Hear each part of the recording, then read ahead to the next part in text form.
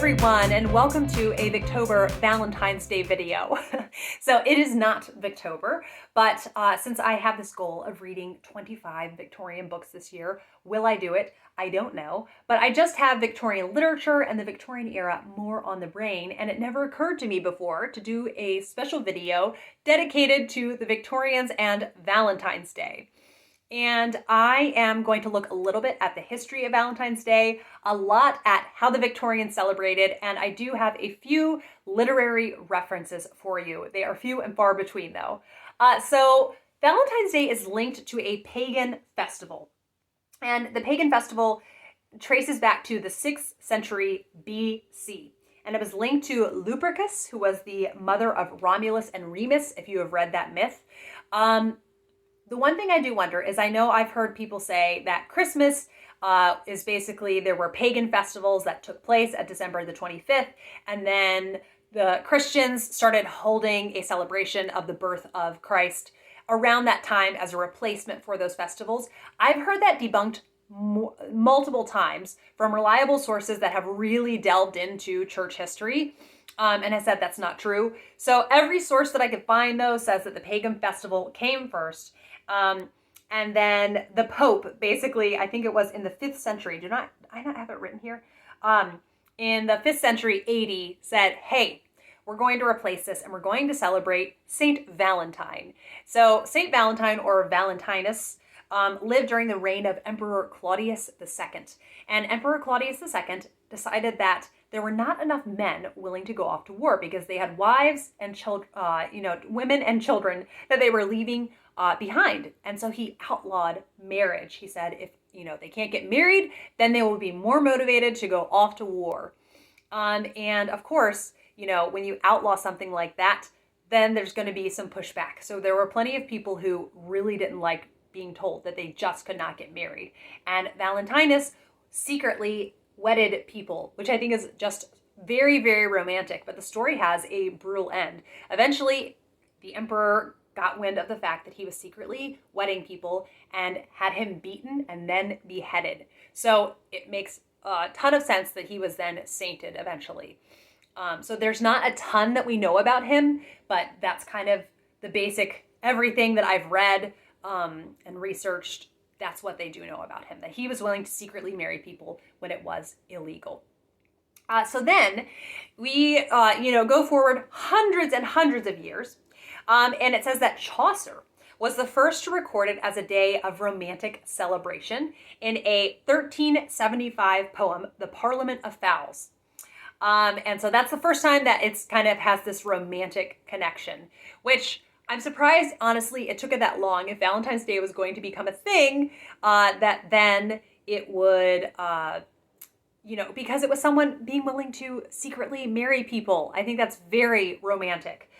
So then written Valentines appeared as early as 1400, and Shakespeare referred to Valentine's Day 3 times in his plays, and so that would have been the early 1600s. So if you think, you hear people gripe about Valentine's Day and talk about what a commercial holiday it is now at this point, many, many, many years old. And just because companies have figured out how to make money off it shouldn't invalidate the season and shouldn't invalidate the day. That is what I say. So then let's move on to the Victorians. And I found some fun kind of trivia for you. So originally, Valentines were being made mostly in England and within Europe. And so when Americans wanted a Valentine, it would have to be imported all the way from Europe. So you can imagine the expense for that. But in the mid-1800s, Esther Howland received an imported Valentine. And she thought to herself, you know what? I think I could make those and sell them for myself. And thus began the New England Valentine Company. And so she made some samples, and her brother was going on a sales trip, and she said, please take these samples with you. And they hoped, she had spent money on supplies. Her father agreed to back her and spend money on some supplies. And then her brother went on the sales trip, and she had so much interest. So she started her company and then began mass producing Valentine's cards in America. Her cards often featured glitter, lace, and silk, so hopefully everything worked with technology, and I am including some pictures of these Valentines. Then she had an injury in 1866 and was in a wheelchair and still continued to run her company until when she died later in the early 1900s. So what a lady, commercializing Valentines, and they are quite elaborate. So prior to that, most Valentines were simple sheets of paper, folded and sealed with wax. But the Industrial Revolution, right, that changes everything. You can mass produce anything. In England, this changed in 1840. And it changed because there was the introduction of the uniform penny post, where Valentine's cards could be sent through the mail for just 1 penny. And before, they were very, very expensive. So it was only kind of very upper crust could send a Valentine. But now anyone could send a Valentine. And then by 1871, the General Post Office in London handled more than 1 million Valentines a year. And I loved this detail that postmen were given a special Valentine's Day refreshment allowance because of the extra volume of mail in the days leading up to Valentine's Day. There was such an influx of Valentine's cards to be delivered. They were working longer hours. They were given a refreshment allowance. So Valentines were more cherished than Christmas cards. Christmas cards did not become popular until later. And here's some designed by Kate Greenaway. I thought you all might enjoy seeing that. But I do really love, that's quite a picture, thinking about a postman taking a break in a little tea shop and having some tea and cakes before he heads off to deliver more Valentines. And in the US, Valentines really took off. They were sold prior to the Civil War, but they really took off after the Civil War, once there was less unrest and a little bit more financial security, depending on who you were. So then before that, also before they were commercially made, you would hand make a Valentine. And it was a very elaborate thing. So there was lace, ribbons, gold and silver foil appliques, and even dried flowers. Poems and jokes were often included. And I did find one source that said violets were the traditional Valentine's Day flower. I don't know if that's the case. I only saw it from one source and no others, so who knows if it's actually true. And then, according to Sarah Beatty for the V&A, the Victorian and Albert Museum, she says that men were known to spend up to a month's wages on buying the most elaborate cards to demonstrate their love. Also, I have done a video, and I will make sure to link it down below, on Victorians and the language of flowers. And the language of flowers was also used in Valentine's. So you could change your message based on what you would, be very intentional with the flowers that you picked to go in these Valentines and send a very specific kind of message. So now there was some pushback for this kind of commercialization of this holiday of Valentine's Day. The New York Times wrote on Valentine's Day in 1856, "Our beaux and belles are satisfied with a few miserable lines, neatly written upon fine paper, or else they purchase a printed Valentine with verses ready-made, some of which are costly, and many of which are cheap and indecent. In any case, whether decent or indecent, they only please the silly and give the vicious an opportunity to develop their propensities and place them anonymously before the comparatively virtuous." More on that later, the vicious. "The custom with us has no useful feature, and the sooner it is abolished, the better." Well, sorry, New York Times. Valentine's Day is still alive and well in 2023. And then another quote says, "It puzzles many to understand how one of these trifles can be gotten up in such shape as to make it sell for $100. Apparently, sometimes they sold for $100.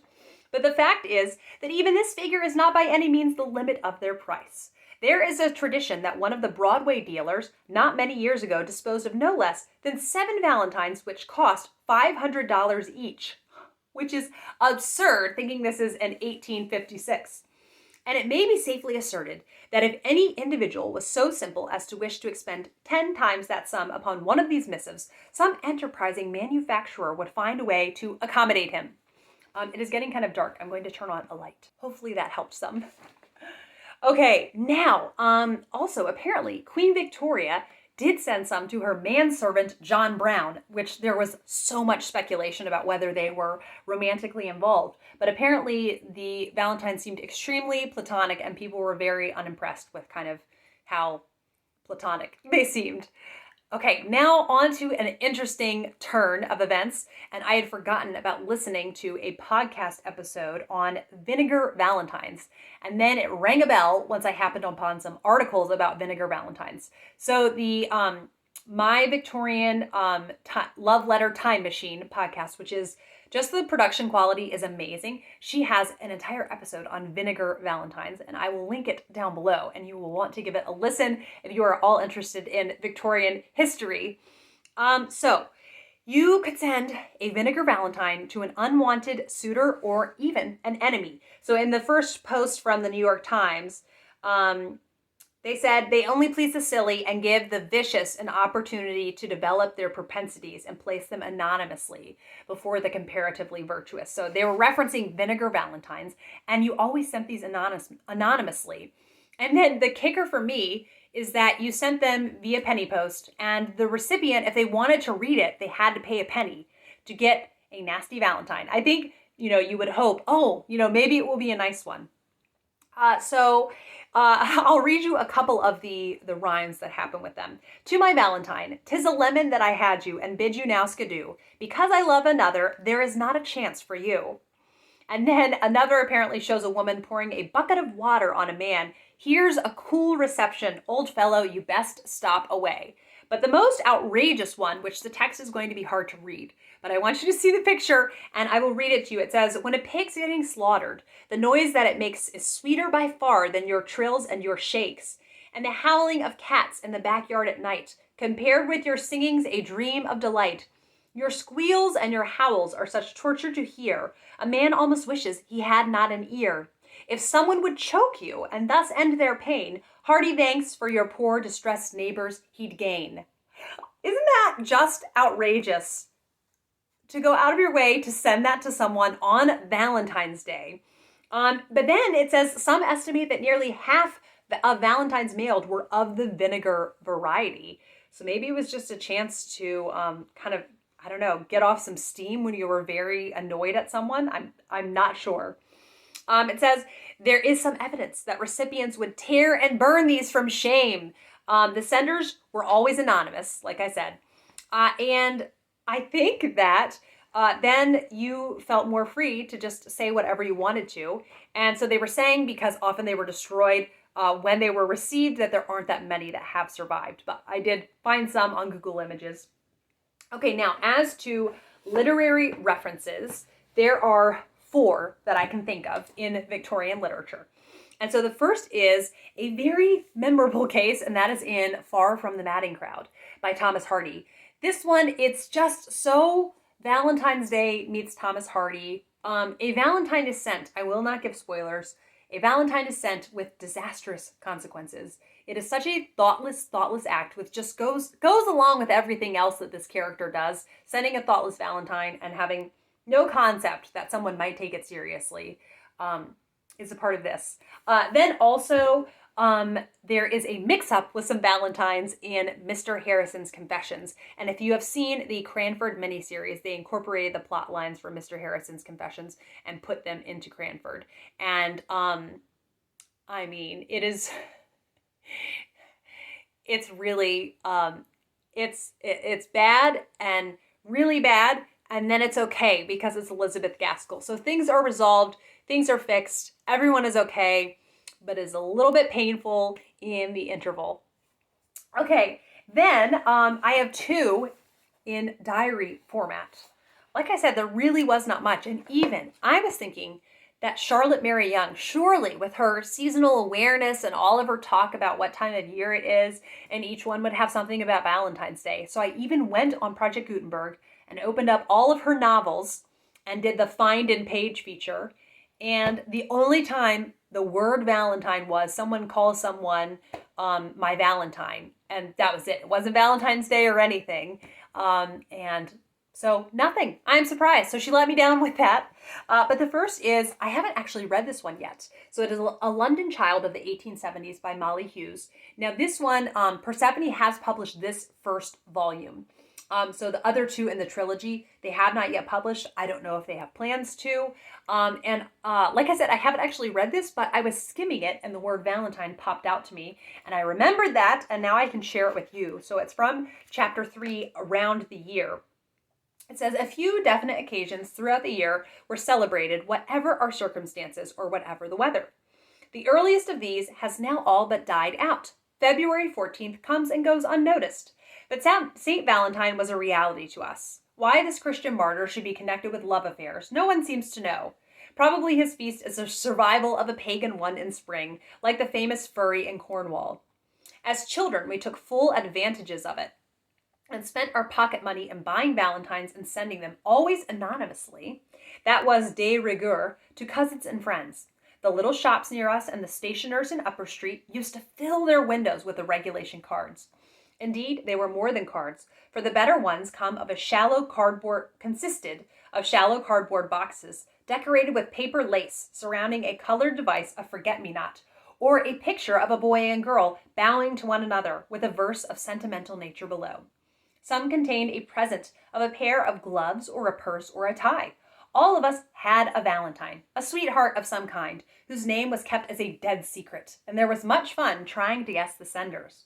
In later years, I tried in vain to buy a Valentine, even going to Whiteley's for the purpose, and reminding the shop walker with some acerbity that they called themselves universal providers.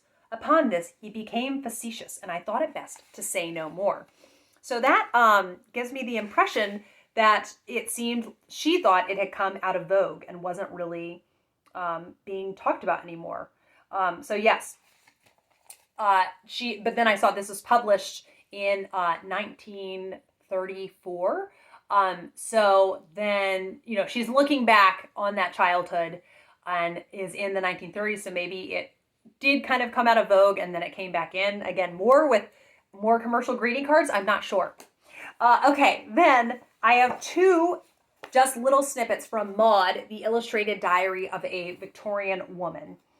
And the first says, this is from February 1889. So I marked it so I could find where it was for this video. It says, Mr. Barnes is my Valentine this year. I presented him with a card covered in pressed violets. There are some violets. With the injunction that he should give me anything I wanted all year. He did not seem to rate this treat as high as he might, and retreated into his library, muttering that he had vestry service to think of. So just a little snippet about it there. And then going to February 1890, it says, in the afternoon, wandered about the house under the impression that I was busy packing, very excited at the prospect of seeing Beatrice and Charles and Toddy again.